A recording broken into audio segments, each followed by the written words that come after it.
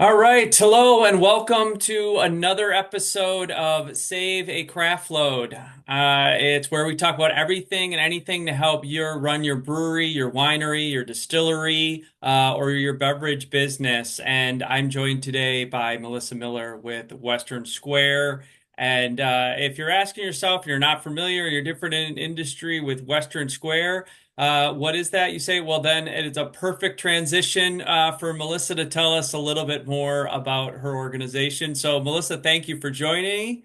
Good to get a chance to talk a little bit. I know we're both fresh off of CBC, so we can talk a little about that. But before we do that, perhaps you introduce yourself. Tell us a little bit about Western Square. Yeah, thank you so much for having me. I'm Melissa Miller. I work at Western Square Industries. We are a steel manufacturing company. We make wine barrel, beer barrel, distillery barrel racks. We also make vineyard trailers, farm gates, a whole lot of stuff. But we're basically focused on your racking needs, whether it be kegs, we have disgorging stations, we have whatever you need.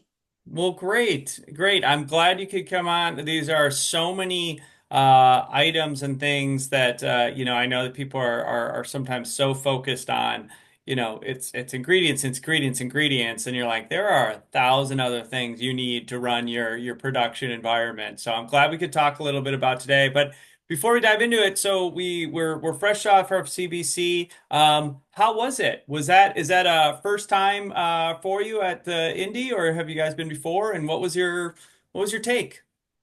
We have been before. We've been going to the CBC for over 15 years. Oh, wow. Not just me, but different sales reps. Um, but I went to the one in Indy and it was good. I feel like everything was positive. I made a couple sales to new customers, so that's always a good thing. And Yeah. I think it was just people telling me that their breweries and distilleries are growing. So that was positive to hear. Well, that leads right into my question that I'm always curious about is trends in the industry. And I feel like you can read a lot, you can hear a lot until you talk with, a lot of people at these shows. It sometimes is a different pulse on what you're hearing, what you're seeing, what are some things that are happening. So where did you pick up on? You said that you got, positive, I heard, and people growing. Any other trends or to kind of draw on that you saw or were surprised about that people were talking about? So I was actually surprised about the fact that I've heard that barrel aging is on the rise. Since 2023, the production of oak barrels is on the rise. So people are barrel aging more wine. People are barrel aging more beer. So that's obviously positive for us because we sell the racks that hold the barrels. So it's a good thing that I'm hearing, and I hear that the harvest this year for the wine industry is supposed to be positive. So we'll see what happens there. Well, that is great. And that is, it's sometimes interesting to see the correlation with different things and different trends. So, one of the things I've been hearing from trends, and I heard it again at CBC, is this idea of, uniqueness and just making six different beers, for example, or four traditional wines, what have you, is it might not be enough to get people into your tap room or tasting room the way it was 10 years ago. So, you're talking about the idea that you're hearing more and more of a barrel aged solution or having that. That's not surprising. And I think people are looking for different ways or, trying, hey, this is something cool. We're going to offer this or try this. We've been hearing about it. So that's great. I Right. like to hear about the positivity. I think that there's a lot of challenges. Every industry has its challenges, but it seems like there's been a lot of focus in wine and beer and spirits on the big challenges. So Absolutely. without some of without kind of the context of, yeah, there's challenges, but there's also some areas of growth here or changes there. And maybe that's a good question for you as far as were you hearing some challenges covered in positivity from the show from the last couple of months that you guys have been talking to different people in wine and beer and spirits that they're saying, yes, I'm aware of the challenge, but this is how we're dealing with it. Absolutely. I mean, there's challenges in this industry right now, all across the board. However, I think it's beginning to get a positive spin on it. On the wine side, oversaturation is a problem, price fluctuations is a problem. But like we said before, people are starting to make the smaller batches. So they're starting to kind of move into something different just to help business. I mean, that's what I've been hearing, and it's positive. Well, that's great. I second that I was surprised to hear some of that positivity. I've gone to some state events and it wasn't always that case. But I felt that Indy had a more positive conversations, more atmosphere of it is what it is. We got to, I wanna not just survive, but also, figure out how to excel. And so I'm curious from your guys, Absolutely. yeah, and I'm glad to hear that too, that I haven't gotten a chance. I feel like I've been catching up from India. I haven't had a chance to talk to as many people and see if other people experience that.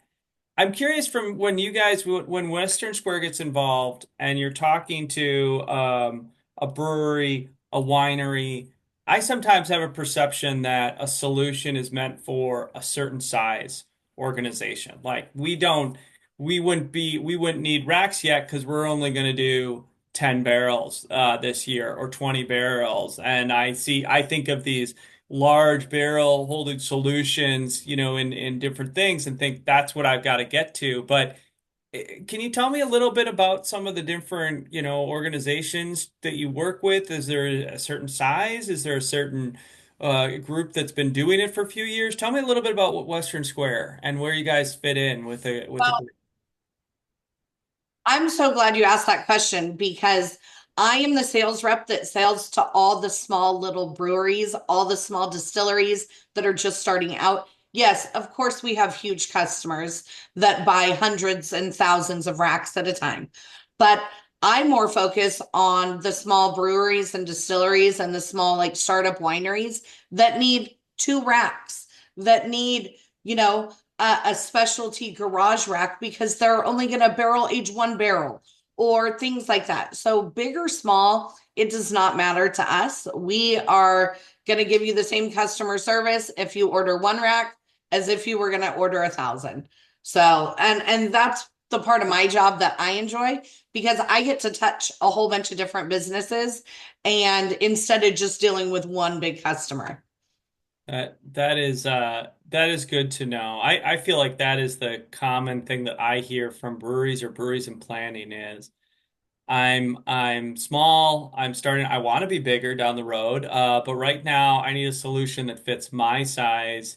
Here's what I'm trying to do, and to be told by maybe a large organization like our MOQ is if you don't have, three tiers in a warehouse, we're probably not a good fit. And I actually saw a brewery I stopped in two in the last 2 months that actually had I think it was your solution there. They had showcased their barrels and it held like two and four of their barrels, and it was out in an area to kind of say, this is what we're doing, this is what we're working on.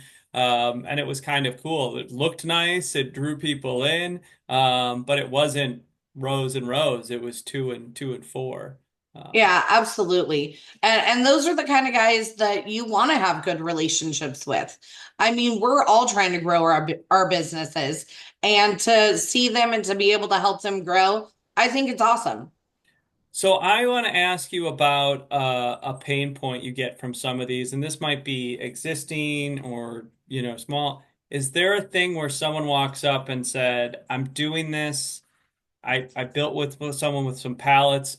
We did like a wood thing that can is holding them together." But I'm worried there's pain or I'm feeling like where do you come in sometimes and you're saying we've got a solution and let me tell you why it might be better than what you're holding up with duct tape and baling wire kind of thing. Exactly. I actually visited a distillery near me here in California, and they had that. They had barrels on pallets Yep. and just had them stacked. And it's harder for them because they can't move them around.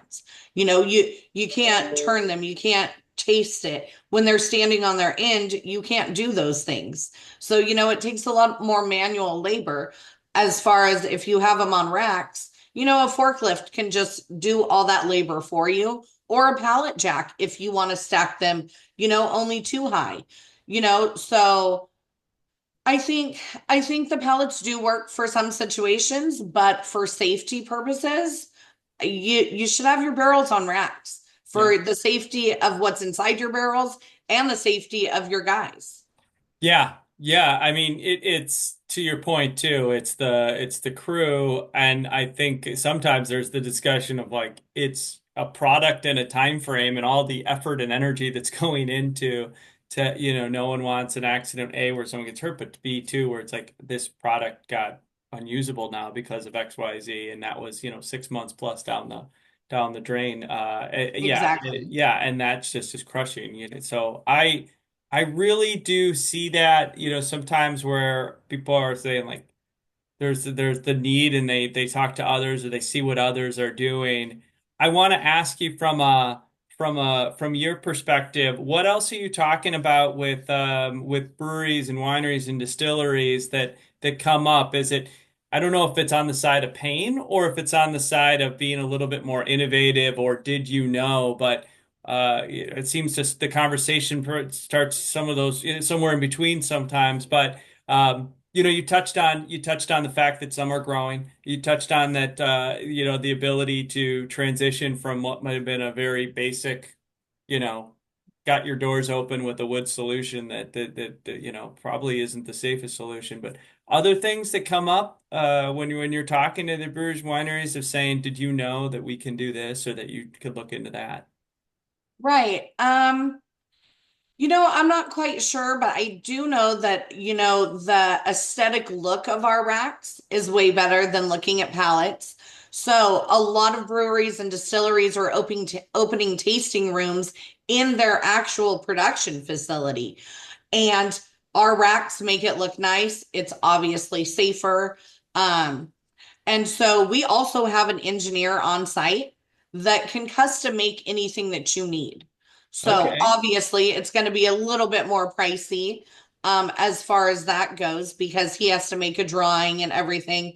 But I mean, he's here on site and he can produce anything that works for you because everyone's situation is different and everyone needs something different for their facility. So that's really nice to have him here on site and he's always making new things. So it's fun to go back there in his area and watch him just design things. That's very cool. To the customization and to your point, the aesthetics of it. I mean, that's what jumped out at me at the one that I'd recently been in. It was yours and it was the nice red steel and you could just see and it looked great. And I do think that breweries are being challenged and told and they want to like showcase, make it a cool environment. Let people know you're in a brewery, a winery, a distillery, and they, how to do Exactly. that and have it look good and be safe, that, now you might have some more foot traffic past it as people look at it.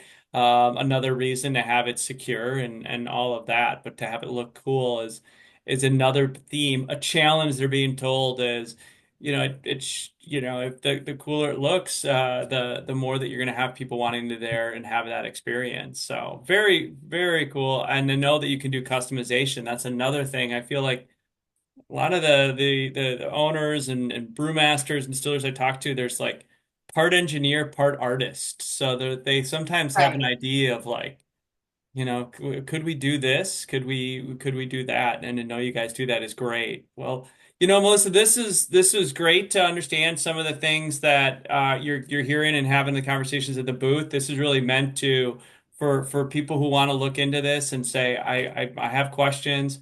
I can reach out to you. I can have those conversations. These are what happened at the different conferences and trade show. Let me ask you to end on and you already started it, so it's a good way to bookend it here.